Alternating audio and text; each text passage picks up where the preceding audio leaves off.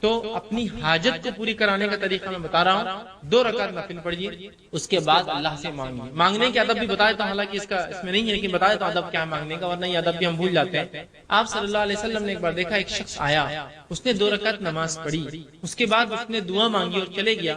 آپ نے کہا اس کی قبول نہیں ہوئی. پھر ایک شخص آیا، 2 رکعت نماز پڑھی، اس کے بعد اللہ کی حمد و ثنا کی، اللہ کے رسول پر درود بھیجا اور پھر دعا کی. آپ نے کہا قبول ہو گئی. تو دعاؤں کے آداب کیا ہے؟ نماز پڑھا آپ نے 2 رکعت نفل، اس کے بعد سب سے پہلے اللہ کی حمد و ثنا کیجیے. اب اللہ کی حمد و ثنا کیا ہے؟ کوئی بھی سورہ فاتحہ پڑھی حمد و ثنا ہے، سورہ اخلاص پڑھی حمد و ثنا ہے، تعریف کیجیے اللہ کی، آیت الکرسی پڑھی حمد و ثنا ہے. خاص الفاظ کوئی ثابت نہیں، رسول اللہ جو پڑھنا چاہے پڑھی، ہوگی حمد و ثنا. رسول پر درود کیا ہے؟ اللہم صلی علی محمد، درود ابراہیم پڑھ لی. پھر کہیے اپنی دعا، اے اللہ میرا فلاں فلاں مسئلہ فلاں مسئلہ فلاں مسئلہ فلاں مسئلہ، ایسی دعا کی. اور اس میں بھی یہ دعا کیا کیجیے ہمیشہ، ورنہ ایسا نہ ہو کہ ہم اپنے بد دعائیں اپنے لیے مانگے دعا سمجھ کر. اے اللہ میرے لیے خیر اور بہتر ہو، اس دین کے لیے، میرے معاش کے لیے اور میری آخرت کے لیے، تو قبول کر. اس میں بھی اگر آپ جلد بازی کریے اللہ یہ ہونا ہی، تو کبھی کبھار دعا کی شکل میں بد دعا مانگتے اپنے لیے، تو ہم سمجھ رہے یہ بہتر ہے، کل کو پتا چلا نقصان دیتی. ایسی دعا کیجیے، اللہ اگر میرے دین کے لیے، معاش کے لیے، آخرت کے لیے عافیت ہو، اچھا ہو تو نزدیک کر، مجھے اس سے نزدیک کر، یا اگر میرے دین اور معاش اور آخرت کے لیے برا ہو تو اس سے مجھے، ایسی دعا کیجیے. ورنہ کبھی کبھار ہم دعائیں تو مانگتے اللہ کو، لیکن در حقیقت بد دعائیں رہتی اپنے، ہم کو تو نہیں معلوم ہے اچھا ہے برا ہے، بس مانگ رہے یہی چھوڑا. جب دے دیتا ہے تو پھر بولتے ہیں یار میرے ساتھ ایسا کیوں ہوا. تو آپ نے ضد ایسی کی، آپ بہتر انداز سے اللہ سے مانگتے. تو اس کے ادب کیا ہے؟ اللہ کی حمد و ثنا، رسول اللہ پہ درود، اور اپنی حاجت کا پھر اللہ کے سامنے رکھنا اور اللہ کو اس معاملے میں سپرد کر دینا. تو بہتر جانتا ہے، میں تو مانگ رہا ہوں، بہتر ہے تو مجھے دے دے، اگر میرے لیے بہتر نہیں تو مجھ سے دور کر دے. ٹھیک. اور دعاؤں کو پکے الفاظ میں مانگنا چاہیے، یہ بھی ہم سے غلطیاں ہوتی ہیں. رسول اللہ فرمایا دعاؤں کو پکے الفاظ میں مانگو. اے اللہ تو یہ چاہے تو ایسا کر دے، نہیں مانگنا. اللہ کو کون، اس کے اوپر کون ہے جو اس کو چاہے گا؟ اللہ کے اوپر کوئی اتھارٹی جو تو چاہے گا تو اس کی، اللہ اگر بہتر ہے تو یہ میرے لیے کر دے. پکے الفاظ، سمجھے؟ رسول اللہ فرمایا دعائیں پکے الفاظ میں کیا کرو، کچے الفاظ میں نہیں. اے اللہ اگر تو بہتر سمجھے تو کر دے. کیوں؟ اللہ کو معلوم ہے کیا بتا، اگر اللہ بہتر ہو تو کر دے، تو بہتر سمجھے تو کر دے. کیوں؟ بہتر ہو تو کر دے، بہتر نہیں ہے تو مت کر. پکا الفاظ، کچے الفاظ مت ادا کیجیے، ایسے الفاظ مت ادا کیجیے ڈاماڈول والے ہو. یہ تو اللہ کے اوپر رسول اللہ فرماتے کوئی حاکم تھوڑی ہے جو طے کرے گا. تو چاہے تو، چاہت کیا ہے؟ اللہ تو سمجھے بہتر تو کر دے، نہیں سمجھے بہتر تو میرے لیے برا ہے تو دور کر دے مجھ سے. رسول اللہ دعائیں پکے الفاظ میں مانگا کرو، یہ مت کیا کرو تو چاہے تو فلاں، تو چاہے تو اللہ کے اوپر کوئی تھوڑی اتھارٹی ہے جو اس کی چاہت اور نہیں چاہت. پکے الفاظ میں اللہ بہتر ہو تو کر دے، نہیں بہتر ہے تو دور کر دے، بس ختم. ایک دم بہترین الفاظ، پکے الفاظ، کچے الفاظ میں نہ کرے. ٹھیک. تو یہ بھی دعاؤں کے بہرحال کوئی موقع ملا تو افضل عبادتیں جس میں نماز شامل ہے اور اسی طرح طواف شامل ہے، یہ بغیر طہارت کے، بغیر غسل اور بغیر اس کے بعد وضو کے نہیں ہو سکتی ہے. تو گویا اس کی بڑی اہمیت ہے، یاد رکھیے. اور یہ بات میں بار بار کہتا ہوں کہ جس طرح سے فرائض کا پہ عمل کرنا ہم پر واجب اور فرض ہے، اس کو سیکھنا فرض ہے، اسی طرح وہ تمام باتیں جو فرض کے تکمیل میں ضروری، اس کی شرائط ہے، اس کی وجہ ہے، اس کی بیس ہے، ان تمام کا سیکھنا اور کرنا بھی اتنا ہی ضروری ہے جتنا اس فرض پہ عمل کرنا ضروری ہے. تو اگر نماز پڑھنا فرض ہے اور اس پر عمل ضروری ہے تو نماز کن کن چیزوں کی بنیاد پر مکمل ہوتی ہے، ان تمام کو سیکھنا بھی فرض اور اتنا ہی ضروری ہے. اگر زکوٰۃ دینا فرض ہے تو زکوٰۃ کی تکمیل کے لیے جو چیزیں ہوتی ہیں، اس کے مسائل، کتنے نصاب پر زکوٰۃ نکلیں گی، اس کا معلوم کرنا بھی فرض ہے. اگر حج کرنا فرض ہے تو اس کا طریقہ سیکھنا بھی ہم پر فرض ہے اور تمام چیزیں کرنا بھی اس کی فرض ہے. ٹھیک ہے. تو اسی طرح جو ہے نماز چونکہ ہم پر فرض ہے تو اس کی شرط طہارت ہے، اور طہارت میں غسل بھی شامل ہے اور وضو بھی شامل ہے، یاد رکھیں. تو بہرحال کچھ باتیں میں جو ہے طہارت کے احکام کے تعلق سے آپ کے سامنے بہرحال آج رکھنے کی بہرحال کوشش کروں گا. مکمل عنوان اس میں کور کرنا میرے لیے ممکن نہیں ہوگا، لیکن بہرحال اہم اہم نکات رکھتے ہوئے تاکہ باقی باتیں اور بھی آپ جو ہے مختلف کتابوں کے ذریعے سیکھ سکتے ہیں، رکھنے کی کوشش کروں گا. سب سے پہلی چیز تو یہ کہ طہارت کی اہمیت اور فضیلت کیا ہے آپ تمام اور ہم تمام جانتے ہیں. نبی اکرم صلی اللہ علیہ وسلم نے طہارت کو آدھا ایمان کا، طہور شطر الایمان، پاکی یا طہارت، صفائی، ستھرائی، اچھے اپنے آپ کو اچھا رکھنا، اپنے ماحول، اپنے سماج کو صاف ستھرا رکھنا، خود کو پاک رکھنا، اپنے کپڑوں کو پاک رکھنا، اپنے بیٹھنے کی جگہوں کو، اپنی عبادت کی، تو میں گویا تمام چیزوں میں پاکی کا شریعت نے حکم دیا. اور شریعت صرف پاکی کا حکم نہیں دیتی ہے، شریعت صرف ظاہری پاکی کا حکم نہیں دیتی ہے، شریعت ظاہری اور باطنی دونوں پاکی کا حکم دیتی ہے. انسان کا باطن بھی پاک ہو، مطلب اندرون بھی پاک ہو، جس کے لیے شریعت کہتی ہے حسد، جلن، کینہ، برائی، بد اخلاقی، بے ادبی، ان سے بچا کرو، اس لیے کہ یہ برائی اندرونی صفائی بھی چاہتی ہے۔ اور شریعت بیرونی صفائی، ظاہری صفائی بھی چاہتی ہے، کہ شریعت کہتی ہے کہ طہارت لو، وضو کرو، غسل سے رہو، پاک رہو اور فلاں۔ تو گویا شریعت دونوں طہارتیں چاہتی ہے، ایک طہارت جو اندر کی ہو، انسان اندر سے پاک ہو، اور ایک طہارت جو باہر کی ہوتی ہے کہ انسان ظاہری طور سے پاک ہو، اور دونوں ہی اہم ہیں۔ اگر ہم اب ظاہری طہارت کی میں بات کروں گا، یہاں جب پاکی کی بات کروں گا، تو آپ یہ مت سمجھیے باطنی ضروری نہیں ہے، باہر سے تو بڑا وضو صاف ہے اور دوسروں کے بارے میں کینہ رکھتے ہیں، بغض رکھتے ہیں، نفرت کرتے ہیں، حسد رکھتے ہیں، دھوکہ دینے کا سوچتے ہیں، نقصان پہنچانے کا سوچتے ہیں، یہ بھی درست نہیں۔ اور وہیں اگر اندر سے پاک ہوں اور پھر وضو اور طہارت کو اہتمام نہیں، نمازی نہیں پڑھتے، تو پھر وہ بھی بیکار ہے۔ تو دونوں ہی طہارتیں شریعت میں اہم ہیں، ٹھیک، اور اس کے بڑے فضائل ہیں۔ جیسے کہ ایک آیت میں نے آپ کے سامنے تلاوت کی، جو سورہ بقرہ کی آیت نمبر جو ہے 222 ہے، اس کا ایک حصہ اللہ نے کہا اور فرمایا ان اللہ یحب التوابین و یحب المتطہرین، اللہ توبہ کرنے والوں کو اور پاک رہنے والوں کو، طہارت رکھنے والوں کو، صفائی اور ستھرائی رکھنے والوں کو پسند کرتا ہے۔ تو ایک توبہ کرنا اور دوسرا صفائی۔ تو توبہ اندرونی پاکی کا ذریعہ، انسان جو گناہ کرتا ہے اندرونی، حسد، جلن، بغض، کینہ، بد اخلاقی، تمام چیزیں، گالی دے دیا، جھوٹ بول دیا، دھوکہ دے دیا، اندرونی برائیاں ہیں، تو توبہ کو پسند کرتا ہے، اور ظاہری پاکی کو پسند کرتا ہے، مطلب اندرونی پاکی کے لیے توبہ، ظاہری پاکی کے لیے بولے دونوں پاکیزگی کو پسند کرتا ہے نا۔ کیا فرما ان اللہ یحب التوابین، اللہ توبہ کرنے والوں، مطلب اندر سے جو پاک کرے، غلطی ہوگی پاک کر لی اپنے آپ کو، توبہ اس کا ذریعہ ہے گناہوں سے پاک ہونے کا۔ وہ یحب المتطہرین، اور ظاہری پاک رہنے والوں، اندرونی پاک اور ظاہری پاک دونوں ملا کر اللہ دونوں سے محبت کرتا ہے، ٹھیک۔ تو اس سے میں سمجھتا ہوں اس کی فضیلت ہمیں پتہ چلتی ہے۔ لیکن آج ہم اس سماج میں دیکھتے ہیں کہ جہاں ہم رہتے ہیں مسلمان پاکیزگی سے بہت دور ہیں، دونوں ہی قسم، اندرونی پاکیزگی اور ظاہری جو ہے باہر کی پاکیزگی، دونوں سے بہت دور ہوتے ہیں۔ مطلب یہ کہ نہ اندر کا ہم صاف رکھنے کی سوچتے ہیں، ٹھیک، اور نہ ہی ظاہری پاکیزگی ہماری نظر آتی ہے۔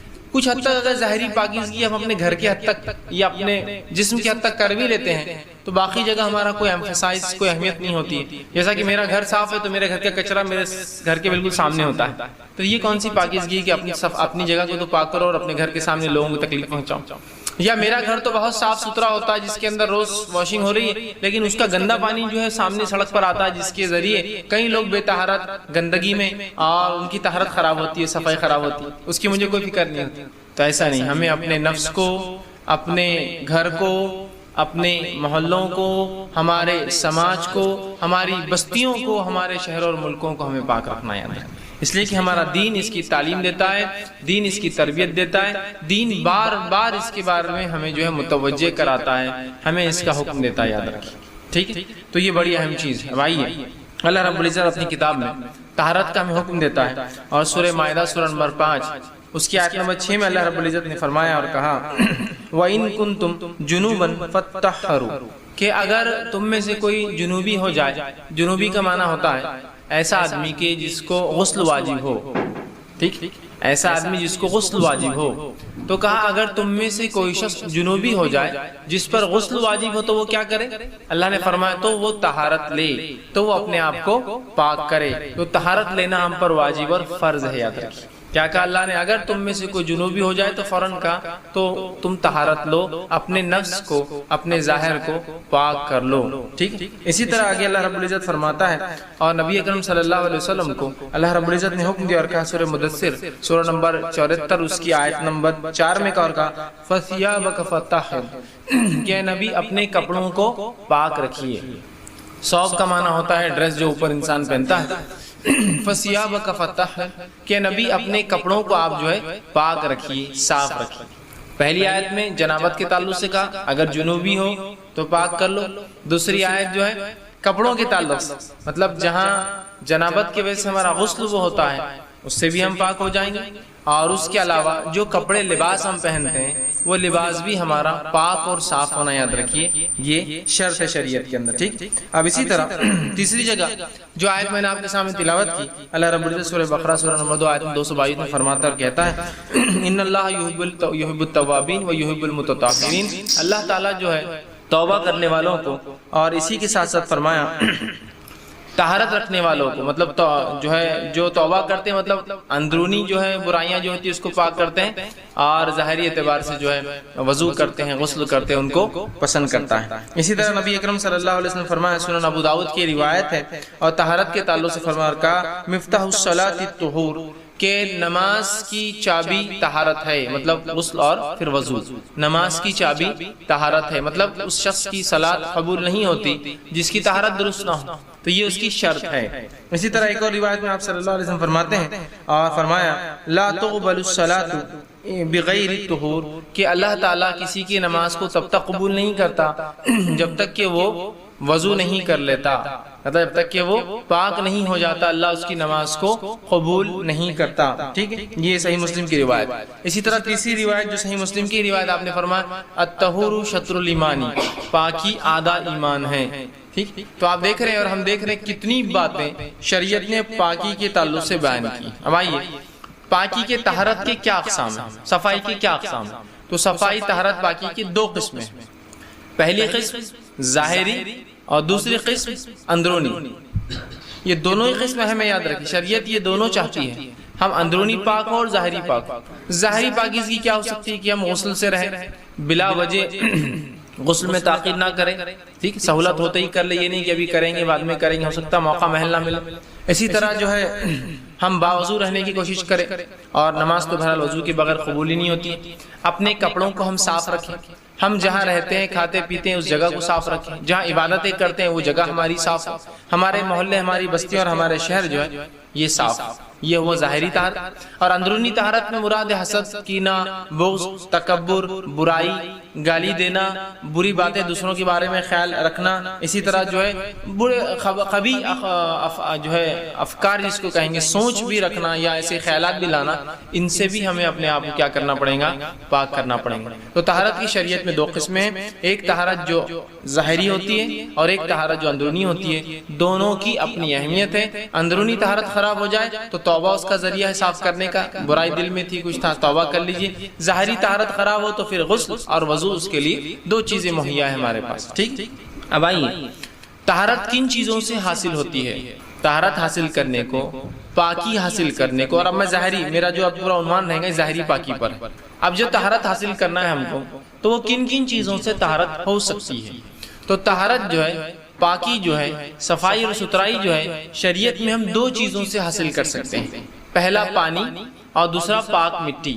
صاف پانی مطلب پاک پانی ظاہر سی بات ہے، اور صاف مٹی، پاک مٹی، یہ دو چیزوں سے انسان طہارت حاصل کر سکتا ہے، یاد رکھیے شریعت۔ ٹھیک، اس کے تعلق سے جو سادہ پانی جس کو ہم کہیں گے یا صاف پانی جس کو ہم کہیں گے، میں سادہ پانی اس لیے کہہ رہا ہوں کہ بہت ساری چیزیں ہوتی ہیں جن کو پانی کہا جاتا ہے لیکن وہ پانی ہوتے نہیں، جیسا گلاب کا پانی، پانی تو ہے لیکن گلاب ہے۔ سادہ پانی اس لیے میں کہہ رہا ہوں، مطلب پانی جو جھیل میں ہو، ندی میں ہو، سمندر کا ہو، بارش کے ذریعے جو آتا ہو، نہروں کے ذریعے جو نکلتا ہو، کنووں سے جو نکلتا ہو، یہ سادہ پانی۔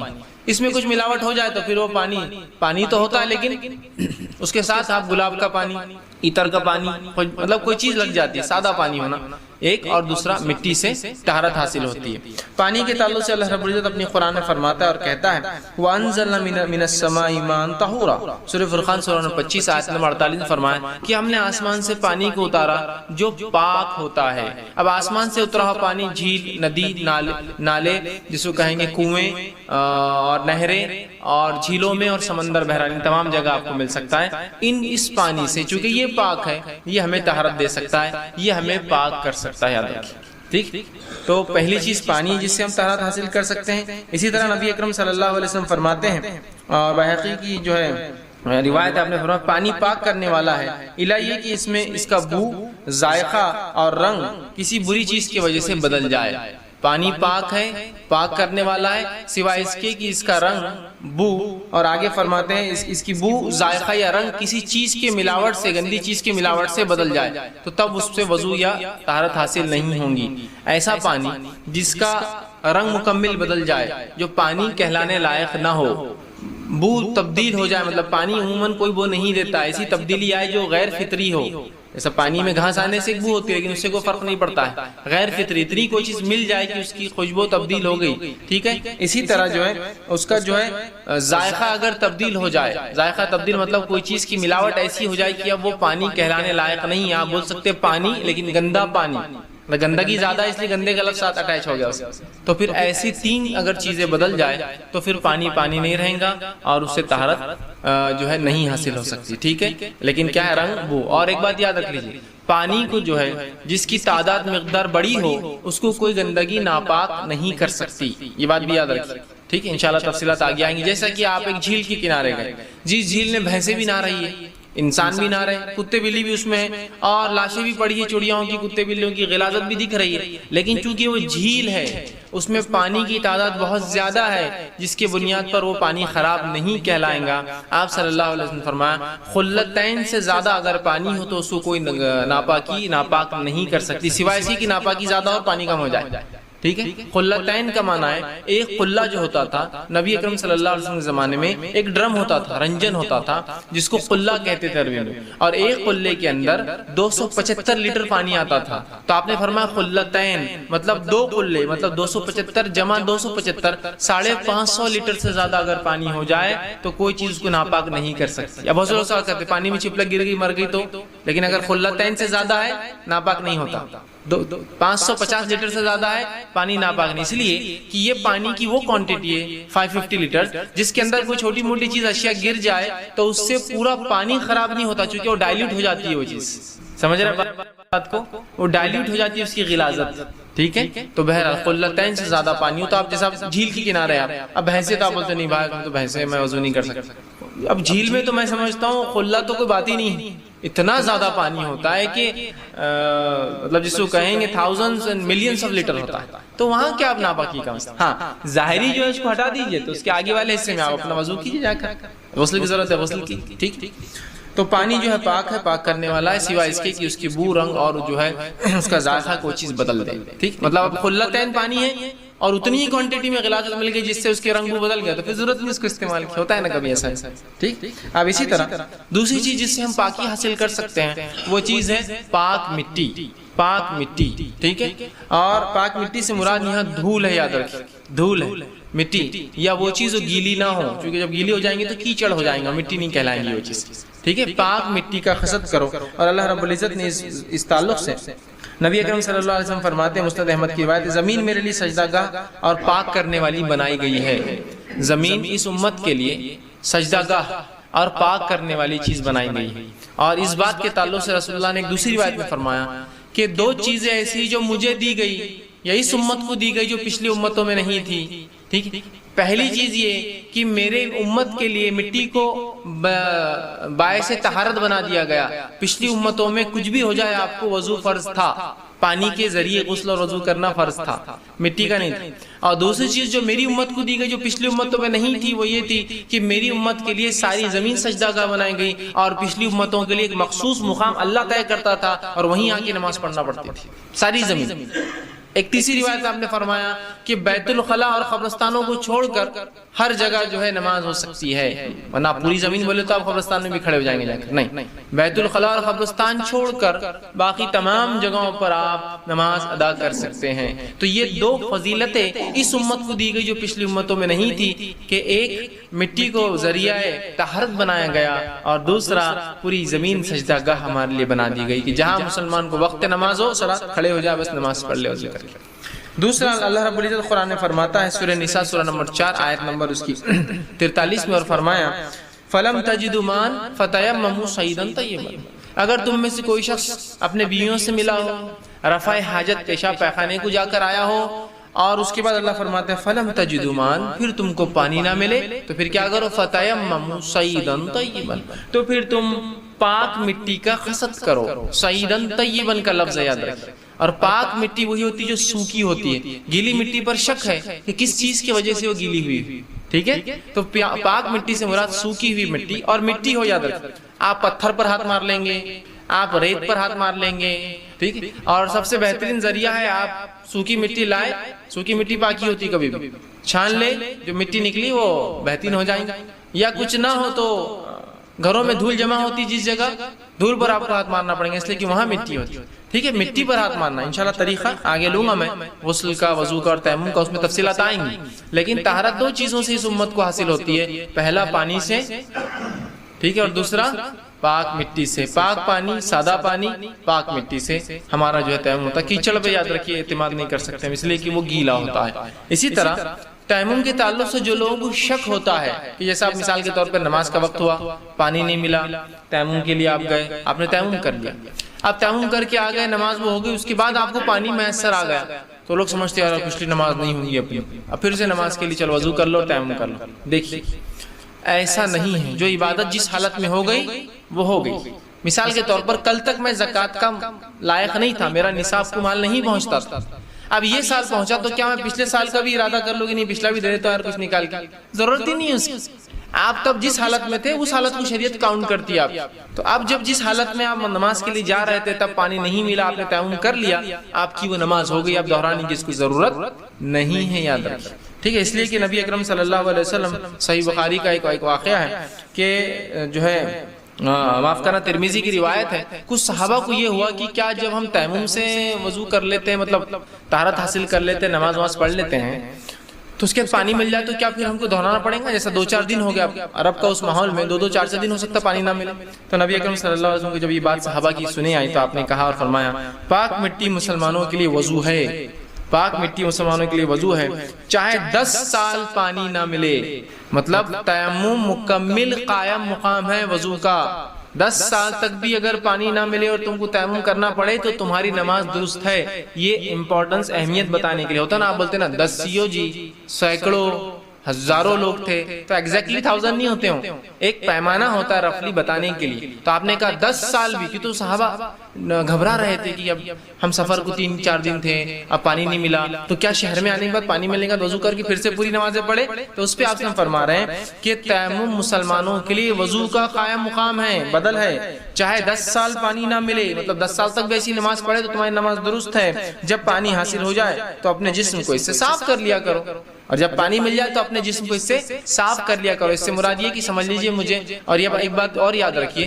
تیمم کا وضو اور تیمم کا غسل دونوں کا ایک ہی طریقہ ہے، غسل کے لیے بھی تیمم کیا جاتا ہے اور وضو کے لیے بھی تیمم کیا جاتا ہے، اس کے دونوں کو الگ ٹائپ کی کہ غسل کا تیمم الگ اور وضو کے لیے الگ، ٹھیک ہے۔ تو آپ سمجھ لیجئے مجھے غسل کی ضرورت تھی تو میں نے تیمم کر کے نمازیں پڑھ لی، سفر پہ تھا میں، اب جب آ گیا ہوں جہاں پانی مجھے میسر ہے تو اس کے بعد میں اپنے آپ کو نہانا اب ضروری ہے میرے لیے، کیونکہ اگلی نمازیں پڑھنا ہے، اس کے لیے مجھے وضو ضروری ہو گیا، ٹھیک ہے۔ تو اس کے لیے آپ فرما رہے ہیں کہ جب پھر پانی مل جائے تو اپنے آپ کو پاک کر لو، مطلب جو چیز کی وجہ سے تمہیں تیمم کی مجبوری تھی، یا پانی نہیں تھا یا ضرورت تھی وضو یا غسل کی اور پانی نہیں ملا تو آپ پاک کر لو اپنے آپ، لیکن اس کا ہرگز معنی یہ نہیں ہے کہ آپ پھر پاک کر کے پوری نماز دہرائے، جو ہو گئی اس میں ہو گئی۔ جیسا کہ میں مثال دوں گا، تیمم ایک سٹیپنی ہے گاڑی کی، تیمم گاڑی کا اسپیئر ویل ہے، سمجھے؟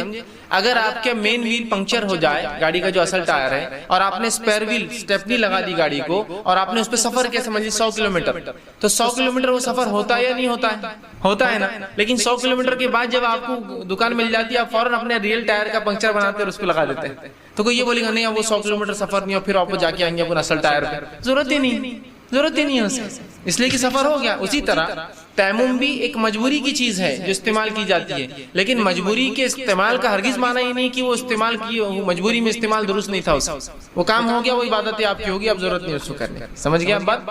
اور تیمم جو ہے انشاءاللہ مسائل آئیں گے، یہ ضروری نہیں کہ پانی کی غیر موجودگی میں ہی ہو، یہ بیمار کے لیے پانی کی موجودگی میں بھی جو ہے وجہ بن سکتا ہے، بیمار انسان پانی شاید ڈاکٹر نے کہا لگا نہیں سکتے، یا پانی لگانے سے خدشہ ہے کہ جان چلی جائے، زخم بڑھ جائے جس سے اور بھاری نقصان مالی اور جانی ہو، تو بہرحال ہو سکتا ہے اس میں بھی آپ تیمم کریں۔ پانی تو ہے جسم ساتھ نہیں دیتا، پانی تو ہے صحت ساتھ نہیں دیتی، تو کیا کریں گے؟ ٹھیک۔ اسی تعلق سے ایک واقعہ آتا ہے کہ عمرو بن عاص رضی اللہ عنہ، سخت ٹھنڈی تھی اور ایسی جاڑے کی رات تھی اور آپ بیمار تھے کہ اگر غسل کرتے اور غسل کی ضرورت تھی آپ کو تو امکان تھا کہ آپ کو ڈر تھا کہ مر جاؤں گا، مطلب بیمار زیادہ تھے، اور عرب کی اس سردی کو آپ اندازہ لگائیے، وہ ہماری سردی جیسی نہیں ہوتی، بہت سخت سردیاں ہوتی ہے، تو آپ ڈر رہے تھے کہ کہیں امکان ہو، تو آپ نے اس معاملے میں جو ہے تیمم کر لیا۔ انشاءاللہ مسائل اس کے آگے آئیں گے، ٹھیک۔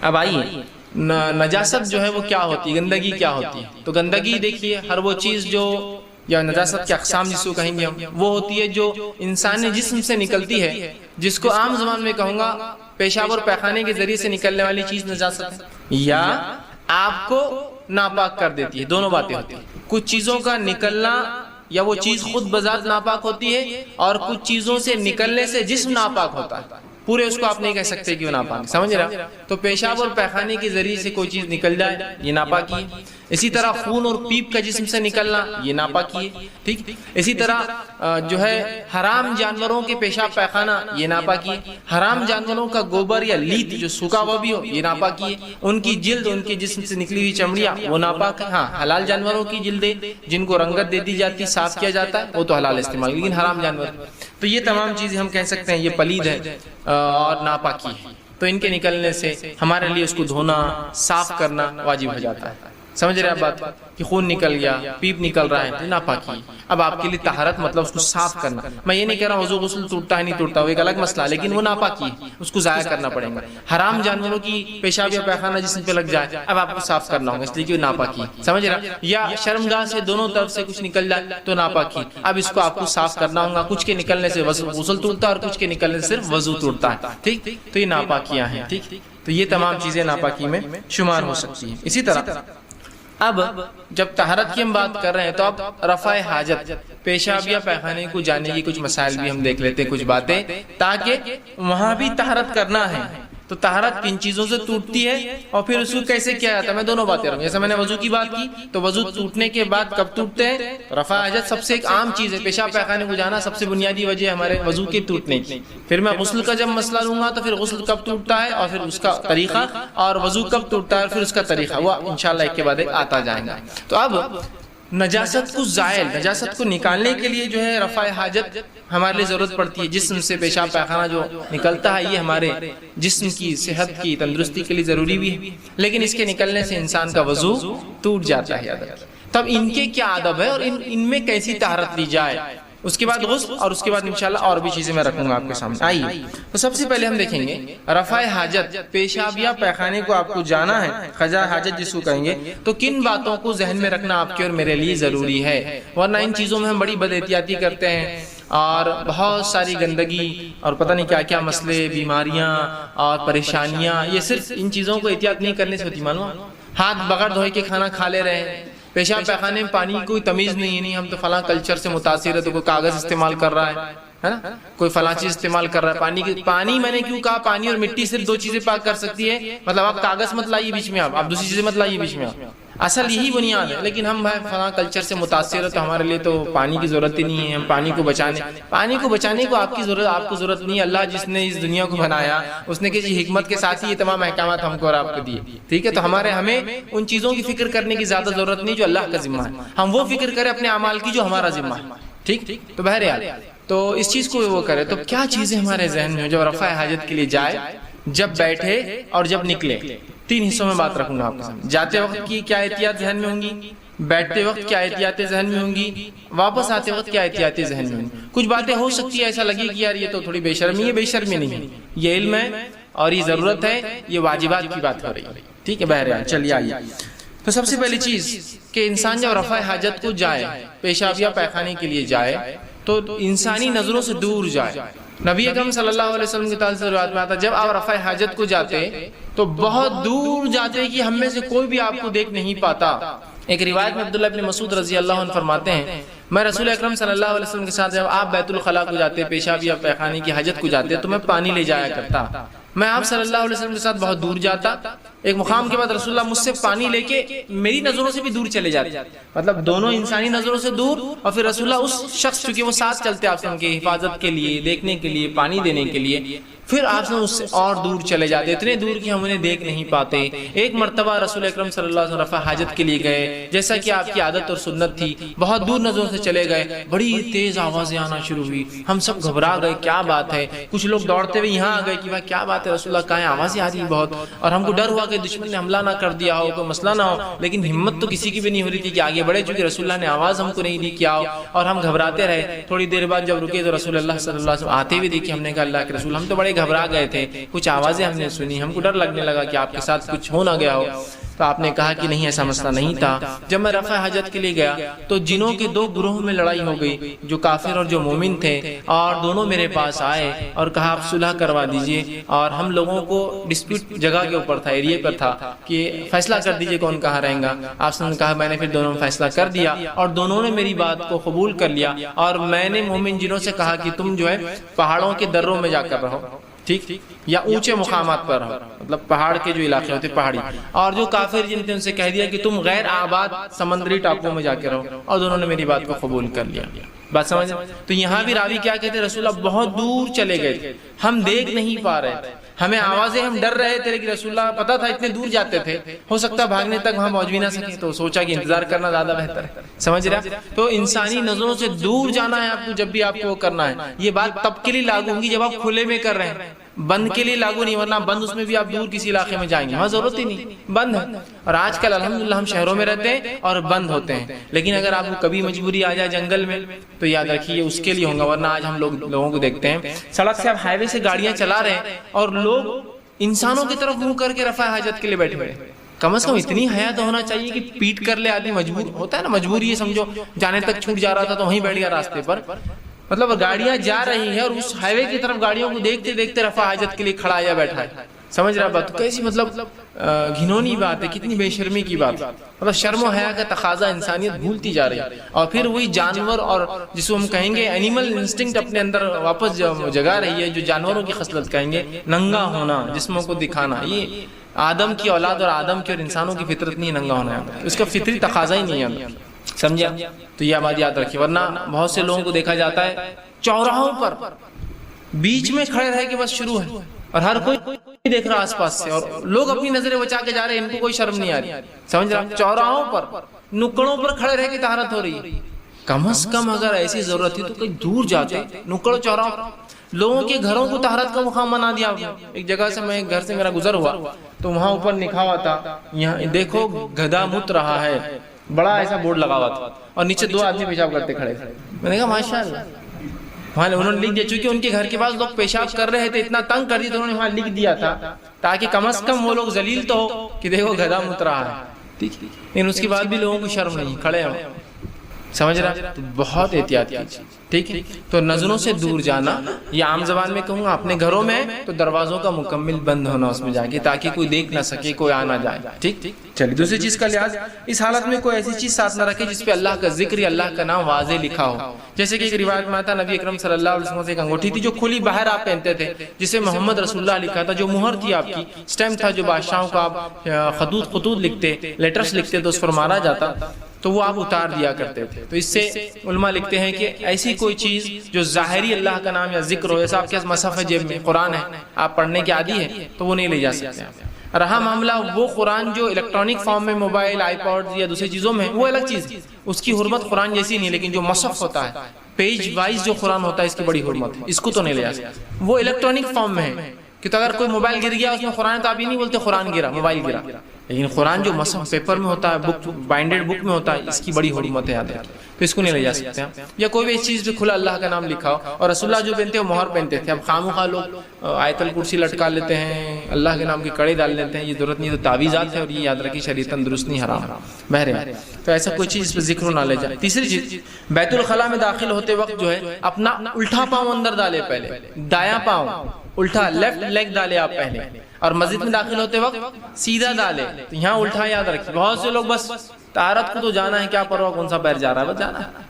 یہ سنت کا بھی اہتمام کرے. اس سے کیا فائدے ہو سکتے ہیں دنیاوی اعتبار سے, واللہ اعلم, لیکن ہم اس کے فائدے اٹھا رہے ہیں. کچھ چیزیں ایسی ہوتی ہیں جو سمجھ میں نہیں آتی, لیکن اگر بنانے والا اتنا حکیم ہو تو آپ اعتماد کر لیتے ہیں, بھائی یہ دوا ہے, اس میں کیا پتا ہے کہ آپ کو نہیں, پھر کیوں کھا رہے نہیں, وہ حکیم صاحب نے دیے, وہ بہت ہوشیار ہے, انہوں نے اگر دیے ہوں گے تو فائدہ ہوگا. تو رب نے جب کہہ دیا, اس کے رسول کے ذریعے بتا دیا, بس کر لیجیے عمل.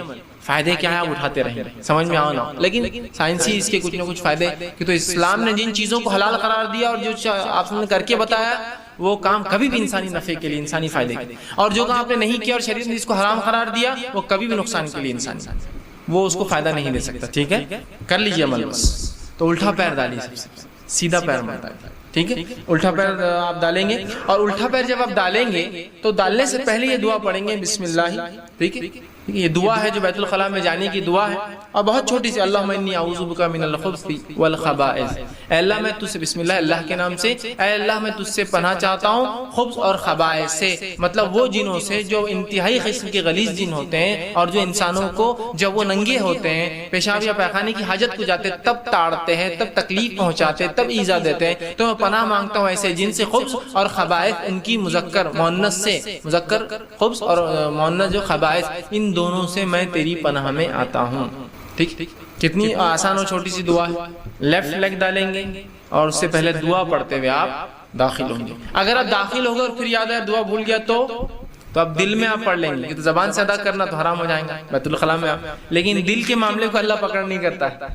جو خیالات دل میں آتے ہیں اللہ پکڑ نہیں کرتے, کہیں اچھا خیال یہ دعا ہی آئی ہے دل میں پھر کر ہوتا ہے. ویسے لوگ جا کے ارے کیا کرو دل میں, آپ زبان پہ لانا تو حرام ہے آپ کے لیے کیونکہ آپ بیت الخلاء میں وہاں نہیں ہو سکتے. آپ دل میں آپ پڑھ لیجیے, ٹھیک ہے, تو آپ دل میں پڑھیں گے اس وقت, لیکن آپ زبان سے ادا کرتے پہلے اندر جو ہے داخل ہوں گے. اسی طرح چوتھی چیز, زمین سے قریب ہونے سے پہلے اپنے کپڑے کو نیچے یا اوپر نہ کرے. دونوں باتیں ہو سکتی ہیں. کچھ جگہ کپڑے لمبے ہوتے ہیں تو اوپر کرنا پڑتا ہے بیت الخلاء کو بیٹھنے کے لیے, اور کچھ جگہ کپڑے نیچے کرنا پڑتا ہے بیت الخلاء میں بیٹھنے کے لیے. ڈیپینڈ ہے کلچر کے اعتبار سے, ماحول کے اعتبار سے کیا لوگ پہنتے ہیں. اگر کسی نے سوپ پہن رکھا ہو لمبا جو جبہ ہوتا ہے تو وہ اوپر کریں گا, لیکن وہیں کسی نے پینٹ پہنا ہو تو نیچے کریں گا. تو میں دونوں باتیں کہوں گا, اوپر یا نیچے کرنے سے پہلے اتنے جھک جائے کہ اگر امکان ہو کہ کہیں سے نظریں پڑتی ہو, چونکہ کچھ جگہ سمجھ لیجیے بیت الخلاء گاؤں میں آپ چلے جائیے 4 فٹ کی دیوار ہوتی ہے بیت الخلاء, سمجھ رہے ہیں, یا 3 فٹ کی دیوار ہوتی ہے, نیچے بیٹھ جائے تو نہیں دکھیں گا.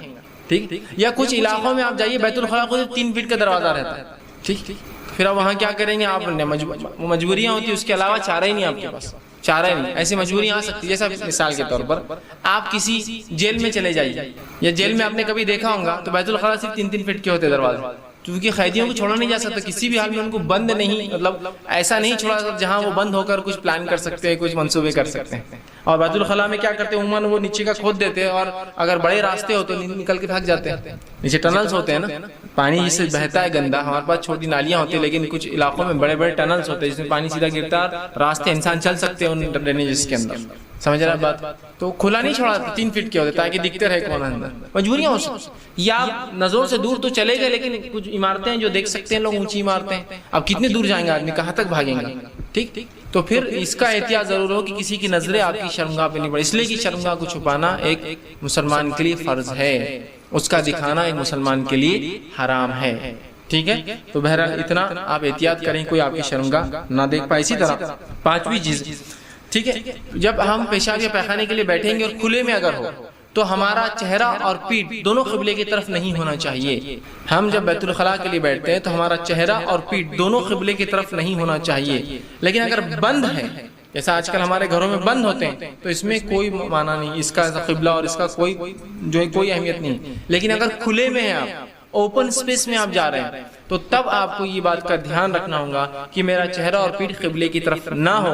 لیکن جب آپ بند میں ہیں, جیسا آج 4 دیواری ہمارے بیت الخلاء ہوتے ہیں, تو بند بیت الخلاء میں اس کا کوئی مسئلہ نہیں انشاءاللہ. لیکن کھلے اگر ایریا میں جا رہے ہو تو اس کا ضرور احتیاط کرے کہ چہرہ اور پیٹھ دونوں بیت جو ہے پیشاب پیخانے نہ ہو. نبی اکرم صلی اللہ علیہ وسلم فرماتے ہیں, صحیح بخاری اور صحیح مسلم کی متفق علیہ روایت, آپ نے فرمایا لا تستقبلوا القبلة ولا تدبروها, کہ قبلے کی طرف منہ بھی نہ کرو اور قبلے کی طرف پیٹھ دبر اپنی پیٹھ بھی نہ کرو. بغائط او بول, جب تم پیشاب یا پیخانے کو جاؤ تو نہ اپنا چہرہ نہ اپنا پیٹھ قبلے کی رخ کرو کھلے میں. لیکن بند میں نبی اکرم صلی اللہ علیہ وسلم کو عبداللہ ابن عمر فرماتے ہیں کہ میں نے ایک بار رسول اللہ علیہ وسلم کو دیکھا کہ آپ صلی اللہ علیہ وسلم ایک بند بیت الخلاء میں تھے, لیکن اس کو چھت نہیں تھی, اس کو اوپر چھت نہیں تھی, جس کی وجہ سے جب آپ اٹھ رہے تھے بیت الخلاء کے بعد تو اٹھتے وقت میں نے دیکھا کہ آپ کا چہرہ قبلے کی طرف تھا. تو اس سے پتا چلا بند اس میں قبلے کی طرف ہونے سے کوئی حرج نہیں, لیکن کھلے اس میں قبلے کی طرف چہرہ اور منہ دونوں نہیں ہونا چاہیے. یہ مسئلہ ان لوگوں کے لیے زیادہ, بہت سے لوگ گھروں کے اندر وہ ہوتے ہیں اور بیت الخلاء بٹھانا ہے, بھانڈا بٹھانا WC, تو وہ بولتے ہیں اب قبلہ ہی آ رہا, ڈائریکشن ہے, جگہ نہیں ہے گھر میں, کیا کرنا. تو بند اس کے لیے یہ اصول نہیں ہے, کھلے اس میں تو بالکل آپ کو اس کی احتیاط کرنا پڑیں گے. ٹھیک, اسی طرح 6ٹھی چیز جو آپ یاد رکھیں گے وہ یہ ہے, اس کام کے لیے لوگوں کے راستے, سائے دار درخت یا پانی کے کسی گھاٹ یا پل یا انسانیت کے نفع بخش عمارتوں کے پاس کبھی آپ غلطی سے بھی نہ بیٹھیں. یہ بہت برا ہوگا، یاد رکھیے۔ نبی اکرم صلی اللہ علیہ وسلم نے فرمایا، اور دیکھیے اسلام کیسا دین ہے، کیا پاکیزگی ہے اس کی، اس لیے کہ انسانیت کو تکلیف پہنچ سکتی ہے۔ آپ نے فرمایا اتقوا الملائن الثلاث، ڈرو 3 قسم کی ملامتوں اور لعنتوں سے۔ صحابہ نے پوچھا یہ 3 قسم کی کون سی لعنتوں سے ہم بچے، جو آپ بیان کر رہے ہیں، اور یہ مستدرک حاکم کی روایت ہے۔ آپ نے فرمایا پہلا جس چیز سے تم کو بچنا ہے، جو لعنت کی پہلی قسم ہے، وہ یہ ہے گھاٹ کے قریب بیت الخلاء کو بیٹھنے سے۔ گھاٹ مطلب سمجھ رہے، پانی جہاں کے لگتا ہے، ساحل ہے، سمندر کا، ندی ہے، تالاب کا ہوتا ہے نا، ہر جگہ سے پانی تالاب میں لے نہیں سکتا، اب ایک جگہ ہوتی ہے گھاٹ بولتے ہیں اس کو، آدمی کپڑے دھوتا ہے، جانور پانی پیتے ہیں، انسان پانی بھرتے ہیں۔ گھاٹ کے کنارے قریب، درمیانے راستہ، سڑک کے بیچ میں، یا سائے دار درخت کے نیچے پیشاب یا پیخانہ کرنے سے بچو، اس لیے کہ یہ تینوں عمل ملعون ہیں، لعنت والے ہیں، ہے نا۔ اور کیسی خطرناک لعنت ہوتی ہے، رسول اللہ صلی اللہ علیہ وسلم نے کتنی بہترین بات بتائی، اس سے انسانیت کو تکلیف ہو سکتی۔ دیکھیے اب کسی نے گھاٹ کے پاس پیشاب یا پیخانہ کر دیا، ایک آدمی یا عورت وہاں گھاٹ پہ آتے کیا بولتے ہو؟ ارے لعنت ہے یار غلیظ آدمی پر، آپ تو چلے گئے، آپ پہ لعنتیں پہنچ رہی ہے کنٹینیو۔ لعنت کریں گے نا کوئی بھی، کسی کا جانور پھسل گیا اس پر، کوئی انسان پھسل گیا اس پر، کسی کو نقصان ہو گیا اس چیز کی وجہ سے، اس کے بعد اس کی بدبو جو 2-3 دن رہیں گی، اسے ہر آدمی آپ پہ لعنت کریں گے۔ یاد رکھیں رسول اللہ فرما رہے ہیں ان 3 لعنت کرنے والے عمل سے بچو، اس لیے کہ ایسی لعنت ہوتی ہے، آپ تو چلے گئے، لوگ لعنت بھیجتے رہتے ہیں آپ کو، اور اس کی پتہ نہیں کتنی نقصان اور کتنی تکلیفیں انسانیت برداشت کرتی ہیں۔ اس کی ہوتا ہے گاڑیاں سکٹ ہو جاتی ہے بہت سی مرتبہ، یہ تو آج کل کے زمانے اچھے ٹائر بہت اچھی قسم کے آتے ہیں فلاں ہیں، ایک زمانہ تھا گاڑیاں روڈ سے سکٹ ہو گئی اس وجہ سے کہ لوگوں نے غلاظت سڑکوں پہ کر دی، اور اتنے زیادہ کی گاڑی ایک بار ٹریک سے نکلی تو غلاظت میں جب گئی تو وہ سکٹ ہو گئی۔ دیکھ رہے آپ لعنت ہے نا، ان لوگوں کو جو تکلیف پہنچی اس کے لیے معلوم لعنت والے مستحق کون ہیں۔ اگر نظروں سے دور جاتے تو کسی کو تکلیف ہوتی، نہ کوئی گھاٹ ہوتا، نہ کوئی راستہ ہوتا، نہ کوئی سایہ درخت ہوتا۔ اب لوگ سایہ درخت میں آرام کرنا چاہتے ہیں، آرام کرنے اور دیکھا کہ یہاں تو غلاظت پڑی، لعنت، لوگ لعنت بھیج رہے ہیں، تو بچیے۔ ٹھیک، اسی طرح ایک روایت میں آتا ہے نبی اکرم صلی اللہ علیہ وسلم فرمایا اور کہا کہ ایسے جو ہے درخت کے نیچے بھی لعنت بچو جو پھلدار درخت ہوتا ہے۔ پھلدار درخت اس لیے ہو سکتا ہے لوگ پھل کھانے آئیں اور وہ غلاظت کی وجہ سے آپ سے لعنت بھیجے۔ اندازہ لگائیے کہ کہاں کرنا ہے، کیسا کرنا ہے، کہاں جانا ہے، کیا معاملہ ہے، سب رسول اللہ صلی اللہ علیہ وسلم نے بتا دیا۔ ان چیزوں پہ عمل کرے تو انشاءاللہ ایک بہترین صاف ستھرا اور شفاف معاشرہ مسلمانوں کا بنے گا۔ آج ہم اپنے محلوں میں نکلیے، بہت سے لوگ اپنے بچوں کو نکالتے اور گھر کے سامنے بٹھا دیتے بیت الخلاء کے۔ میں یہ بات سمجھتا ہوں کہ آپ کو اللہ نے مال و دولت نہیں دی ہے، آپ کی غربت کی حالت ہے، لیکن اس حالت میں بھی کیا اتنی تمیز نہیں ہو سکتی کہ ہم بستی سے تھوڑا سا دور نکلنے کی صرف کوشش کریں؟ یہ تو کر سکتے ہیں نا بہرحال۔ اس کے بعد جو چیز ہم یاد رکھیں گے وہ یہ 8ویں چیز کی قضاء حاجت کو جب انسان جا پیشاب پخانے کے لیے تو آپ صلی اللہ علیہ وسلم نے گفتگو کرنے سے منع کیا ہے نا۔ ہمارے پاس بہت سی بار میں نے دیکھا کہ گاؤں کے اندر خاص طور سے لوگ ہوتے ہیں، چلو جا کے آئیں گے، چلو جا کے آئیں گے، پلان کر کے ہوتا پہلے، دونوں اپنا ٹائم میچ کر لیتے ہیں اور پانی لے کر چلے ہیں، اور آمنے سامنے بیٹھ کر کیا چل رہا کھیتی کا تیرے، کیا ہو رہا تیرا معاملہ، کیا تیرا یہ چل رہا میرا، آمنے سامنے یا بازو بازو بیٹھ کر بات چیت چالو، یا الٹے بیٹھتے پیٹ کو پیٹ کر کے پھر بات چیت چالو۔ آپ سب نے منع کیا اس لیے کہ اس سے بے-حیائی پھیل سکتی ہے، بے شرمی پھیل سکتی ہے، برائیاں عام ہو سکتی ہے، انسان برائی کو برائی نہیں سمجھنا شروع کرتا ہے، وہ ایک عام معمول زندگی کا ہو جاتا ہے، تو آپ نے سے منع کیا۔ حدیث کے الفاظ یوں ہیں، یہ جو ہے مسند احمد کی روایت ہے، 2 آدمی قضاء حاجت کے لیے جائیں تو ایک دوسرے سے چھپ کر بیٹھے، ساتھ جانے میں کوئی اتنی راستہ ہے، احتیاط ہے، چھپ کر بیٹھے کہ ایک ادھر کہیں چھپ گیا ایک ادھر کہیں چھپ گیا، بیٹھے اور آپس میں ایک دوسرے سے باتیں نہ کریں کیونکہ اللہ ان پر ناراض ہوتا ہے۔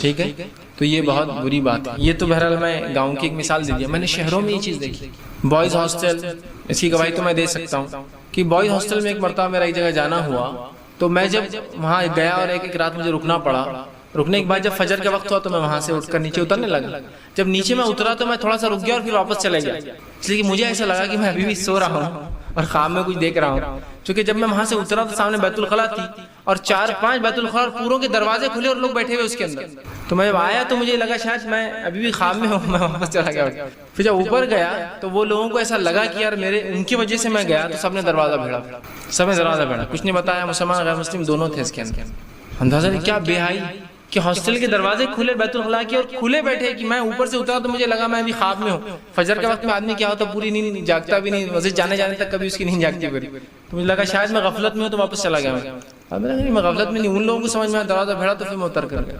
تو مجھے تعجب ہوتا کہا ایسی سسٹم ہے. ہاسٹلس میں یہ معاملہ رہتا ہے, کوئی شرم نہیں, کوئی ہے نہیں, سب دوست تو ہے, سب ایک جیسے تو ہے, مرد تو ہے نا, سب اس میں کیا ہے. ٹھیک, اور یہی بے شرمی, بھائی اور برائی اور غلاظت کی آج جو ہے وجہ بنتی ہے. ٹھیک, تو بات نہ کریں اور دور ایک دوسرے سے بیٹھے کر جائے. دوسری چیز اس معاملے میں کہ اب جانے کی تو جانے کا ہوا, جانے کے بعد جو ہے اب جب استنجا کریں گے یا طہارت لیں گے تو اس میں کیا کیا چیزیں آپ ذہن میں رکھیں گے. تو پہلی چیز, ہڈی یا لید سے آپ طہارت نہیں کریں گے. ہڈی سے مراد ہڈیاں ہوتی ہیں نا, جانور جو کھانے کے بعد ہوتی ہے, اور لید سے مراد حلال جانوروں کا سوکھا ہوا گوبر. اس لیے کہ نبی اکرم صلی اللہ علیہ وسلم نے فرمایا اور کہا لید اور ہڈی سے استنجا کرنے سے بچو, اس لیے کہ یہ تمہارے بھائی جنوں کی غذا ہے. اسلم فرماتے ہیں میرے پاس کچھ جن اور کہا ہے محمد صلی اللہ علیہ وسلم اپنی امت کو اس چیز کی تاکید کرو کہ جو ہڈی ہوتی, جو حلال جانور ذبح ہوتا ہے اس کی ہڈی نکلتی ہے, وہ ہڈیاں اللہ نے ہمارے لیے حلال کر دی اور وہ ہمارے لیے گوشت جیسی بن جاتی ہیں. وہ جانور جن پر اللہ کا نام لے کے ذبح ہوتا ہے وہ جانوروں کی ہڈیاں جنوں کے لیے گوشت بن جاتی ہیں اللہ کے حکم سے. اور کہا وہ جو لیت ہوتا ہے, جو حلال جانوروں کا گوبر ہوتا ہے, جو سوکھ جاتا ہے, وہ ہمارے جانوروں کی غذا ہے, جنوں کی غذا نہیں, ان کے جانوروں کی غذا ہے. تو کہا محمد اپنی امت کو تاکید کرو اس معاملے میں کہ وہ ہڈی اور لید سے, سوکھے ہوئے حلال جانور کے گوبر سے استنجا نہ کرے.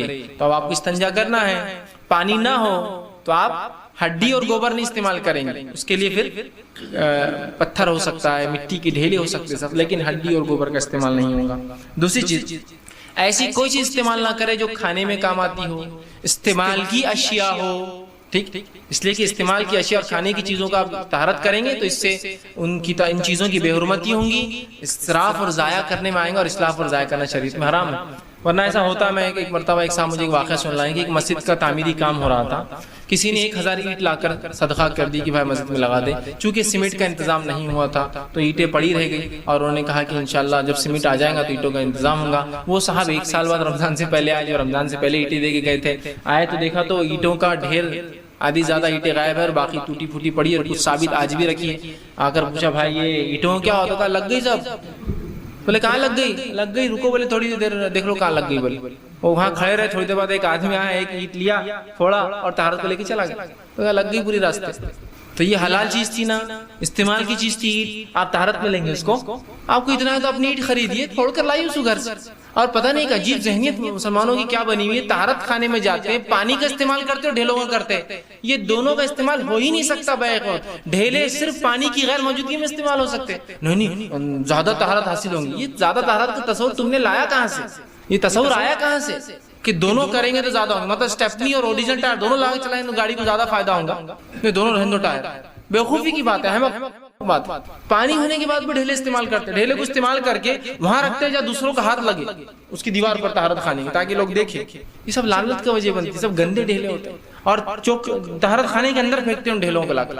ارے پانی ہے نا, پھر ڈھیلوں کی ضرورت ہوتی نہیں, پانی کی موجودگی میں ہو ہی نہیں سکتی ایسی طہارت. آگے رکھوں میں عائشہ کا ایک قول اس تعلق سے.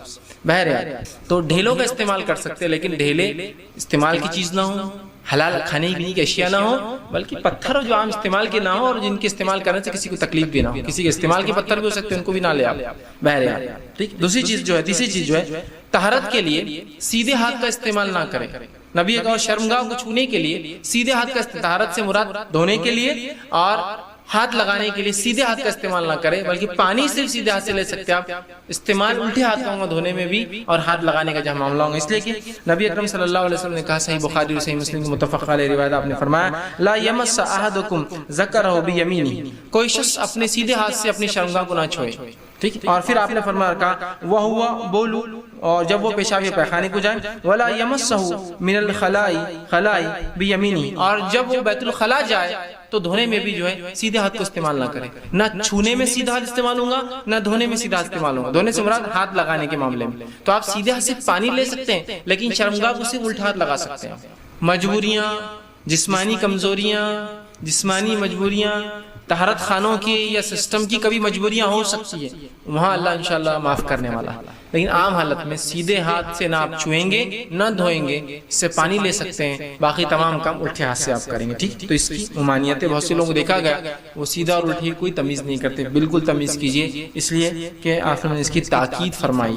ٹھیک. اسی طرح چوتھی چیز جو ہے, ڈھیلوں کا استعمال کرے تو کم از کم 3 ڈھیلوں سے طہارت کرے, اور اس سے زائد کی ضرورت پڑے تو پھر طاق عدد میں 8 نمبرز میں سے 3 5 7 یا اس سے ایسا نمبرز میں 9 ایسا ہو سکتا ہے، ٹھیک ہے؟ تو ڈھیلوں کا استعمال جب آپ کریں گے تو منیمم 3 سے ڈھیلے سے ہوں گی طہارت، یاد رکھیں 3 ڈھیلوں سے، 3 ڈھیلوں سے۔ اب کچھ لوگ بولتے ہیں ایک ہی ڈھیلا لے کے 3 طرح سے استعمال کرے تو رسول اللہ 3 ڈھیلے کیوں بول رہے ہیں؟ مطلب خاموخواہ کہ 3 بولنا، لفظ 3 کا لانا۔ ایک کو بول سکتے ہیں نا 4 سائڈ ہوتے ہیں، اس کو 5 بھی ہو سکتے ہیں، کسی پتھر کو 10 بھی ہو سکتے ہیں، تو بولنے کی کیا ضرورت ہے 3 ڈھیلے؟ اس لیے کہ صفائی کے لیے یہ ضروری ہے۔ سمجھ رہے ہیں بات کو؟ اب کیوں 3 کہا؟ اس لیے کہ کچھ باتیں اس کا تعلق غائب سے ہوتا ہے، وہ ہم نہیں جان سکتے کبھی بھی۔ جیسے آپ نے فرمایا رات میں سو تو اپنے برتنوں کو، پانی کی مشکیسوں کو جس میں پانی بھرا ہوتا ہے، کھانے کی چیزوں کو کھلا نہ چھوڑو، اس لیے کہ آسمان سے رات میں بیماریاں اترتی ہیں اور کھلے برتن میں داخل ہو جاتی ہیں۔ تو آپ کہیں گے بیماریاں جراثیم لاتے، جراثیم تو بہت باریک ہوتے، کھلے اور چھپے سے ان کو کیا ہوتا؟ واللہ عالم، یہ غائب کا علم ہے جو اللہ جانتا ہے۔